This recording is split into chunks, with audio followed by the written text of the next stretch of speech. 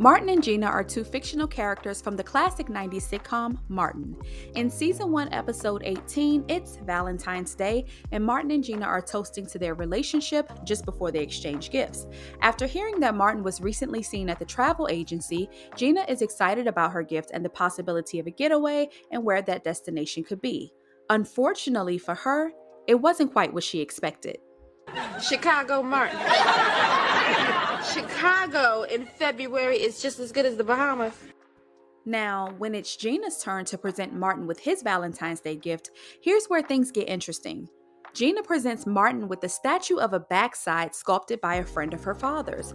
When Gina surprises Martin with the statue, you can sense that she was worried that he may not like it because it is different than what Martin is typically into. And if you know Martin, then you know that we've never really seen him show an interest in art. What we have seen is his excitement for a big screen TV, sneakers, clothes, hats, and so on. However, I don't think that makes Gina's gift a bad gift or make her wrong for buying him something outside of his typical interests. Now, we all know that Martin plays around a lot, so of course he let off a few jokes upon receiving the statue. Thank you! The one I have now has a crack in it. However, Martin assures Gina that the statue is beautiful and he loves it. That is, until he doesn't. The following evening, Tommy and Cole show up to Martin's apartment, and the guys are now waiting for Gina and Pam to arrive so that they can all go out. By then, Martin has the statue as a centerpiece on his coffee table. Once Tommy and Cole notices the statue, they mock Martin and accuses Gina of trying to change him, which isn't the first time that they've done this. Yo, man, come on, look at it. Gina's changing you, man. She got you whipped. Shut up. Little by little, you know, she just keep chipping away at you. Yeah, straight up.